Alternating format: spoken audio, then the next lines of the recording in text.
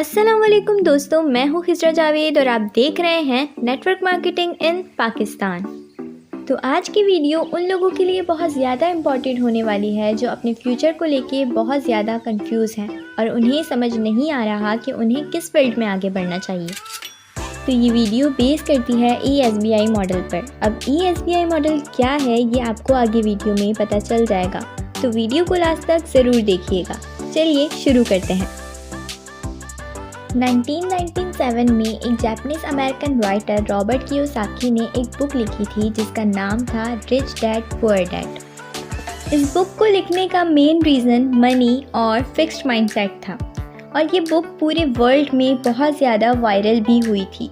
इस बुक को इतनी ज़्यादा सक्सेस मिलने के बाद मिस्टर रॉबर्ट कियोसाकी ने रिच डैड पुअर डैड की एक सीरीज़ लॉन्च की और इसी सीरीज़ में आने वाली एक book the cash flow quadrant में ESBI मॉडल को बहुत डिटेल में एक्सप्लेन किया गया है। जैसे हमें डॉक्टर बनने के लिए मेडिकल फील्ड की नॉलेज लेनी होती है, वैसे ही हमें फाइनेंशियली स्टेबल होने के लिए इनकम जनरेट करना सीखना पड़ता है और इसे सीखने में हमारी ESBI मॉडल बहुत हेल्प करता है।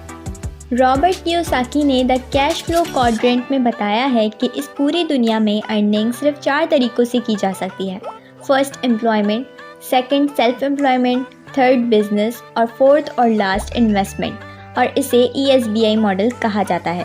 अब फर्स्ट कैटेगरी में क्या होता है कि जब हम अपनी डिग्री कंप्लीट कर लेते हैं या हमारी डिग्री नहीं भी कंप्लीट हुई होती तो हम जॉब के लिए अप्लाई कर देते हैं और हमें जॉब मिल भी जाती है।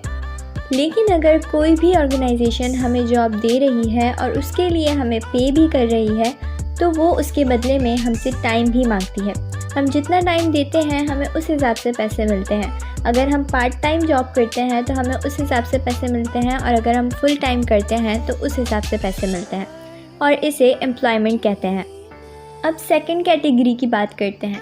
सेकंड कैटेगरी में आप किसी के पास जॉब नहीं करते लेकिन आप खुद के बॉस खुद ही होते हैं। जैसे अगर कोई पर्सन किसी सुपरमार्केट में वर्क करता है तो वहाँ वो एज एन एम्प्लॉय वर्क करता है, लेकिन अगर वो खुद की कोई शॉप ओपन कर लेता है तो वो उसका अपना काम होता है, यानी वो सेल्फ एम्प्लॉयमेंट कर रहा है। इसी तरह अगर कोई टीचर किसी स्कूल में टीचिंग करती है तो मतलब वो E कैटेगरी में फॉल करती है, और अगर उन्होंने अपनी कोई एकेडमी ओपन कर ली है तो वो S कैटेगरी में फॉल करती है, मतलब वो पढ़ाएंगी तो पैसे आएंगे और अगर वो नहीं पढ़ाएंगी तो पैसे नहीं आएंगे। एम्प्लॉयमेंट में भी यही होता है, लेकिन दोनों में फ़र्क सिर्फ इतना है कि एम्प्लॉयमेंट जॉब होती है और सेल्फ एम्प्लॉयमेंट खुद का काम। अब थर्ड कैटेगरी की बात करते हैं। थर्ड कैटेगरी में बेसिकली होता ये है कि आप प्लान करते हैं और उस पर वर्किंग आपकी टीम करती है, यानी आपका काम सिर्फ आइडिया देना होता है, यानी आप सिर्फ आइडिया देंगे और प्रोजेक्ट देंगे और उसको एंड करना, उस पर काम करना आपके सिस्टम का काम है और प्रॉफिट आपको मिलता है और इसे बिज़नेस कहते हैं। लेकिन आपको मैं एक बात क्लियर कर दूं कि सेल्फ एम्प्लॉयमेंट कोई बिज़नेस नहीं है। बिज़नेस में आपके पास टाइम फ्रीडम होता है, आप काम करें या ना करें आपको अर्निंग होती रहती है, लेकिन सेल्फ एम्प्लॉयमेंट में आपको काम करना ही करना है। कुछ लोग समझते हैं कि सेल्फ एम्प्लॉयमेंट और बिज़नेस सेम होता है। अब बात करते हैं फोर्थ एंड लास्ट कैटेगरी की। फोर्थ कैटेगरी में आप एज एन इन्वेस्टर किसी बिज़नेस या फिर किसी काम में इन्वेस्टमेंट करते हैं और उससे आपको प्रॉफिट होता है। यहाँ आप पैसे के लिए नहीं बल्कि पैसा आपके लिए काम करता है और आप जितना लगाते हैं उससे डबल आपको प्रॉफिट मिलता है। आपको ये जान के हैरानी होगी कि इस दुनिया की 90% पॉपुलेशन E और S कैटेगरी में फॉल करती है और बाकी बची 10% पॉपुलेशन B और I कैटेगरी में फॉल करती है, और इस दुनिया का 90% पैसा भी इन्हीं 10% लोगों के पास है। और बाकी बचे 10% पैसे के लिए E और S कैटेगरी में फॉल करने वाले लोग पूरी ज़िंदगी मेहनत करते हैं। और आपको पता है ऐसा क्यों है?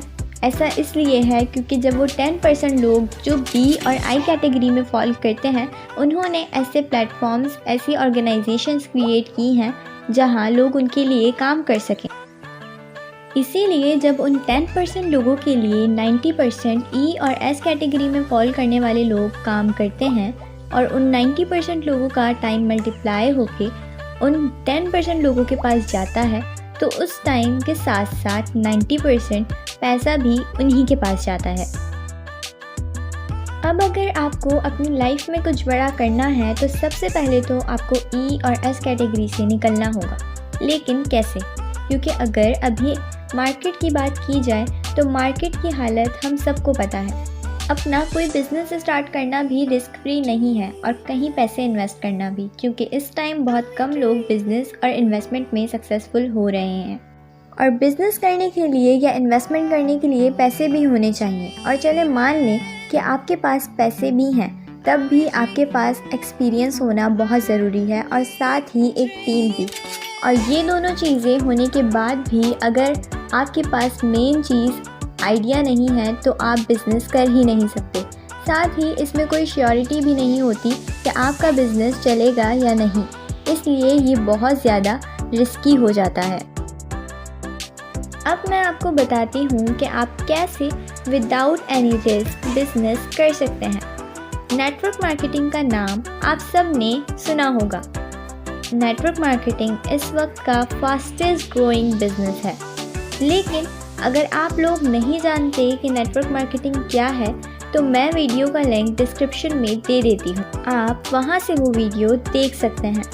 नेटवर्क मार्केटिंग में आपको चांस दिया जाता है कि आप मिनिमम कॉस्टिंग के साथ अपना बिजनेस स्टार्ट करें और यहाँ आपको बिल्कुल ऑनर की तरह ट्रीट किया जाता है और ये बिल्कुल रिस्क फ्री वर्क होता है, क्योंकि जिस ऑर्गेनाइजेशन के साथ आप वर्क करते हैं वो वेल इस्टेब्लिश्ड होती है और आप इस बिज़नेस को बहुत कम अमाउंट के साथ भी स्टार्ट कर सकते हैं।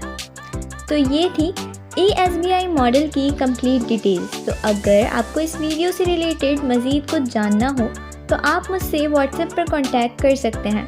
आपको मेरा व्हाट्सएप नंबर इस वीडियो के डिस्क्रिप्शन में मिल जाएगा। वीडियो अच्छी लगे तो लाइक कर दिएगा और चैनल पर न्यू हैं तो सब्सक्राइब कर लिएगा। साथ ही साथ बेल आइकन को भी प्रेस कर दिएगा। मुलाकात होगी आगे कुछ और ऐसी वीडियोज़ के साथ। तब तक के लिए अपना बहुत सारा ख्याल रखें। अल्लाह हाफ़िज़।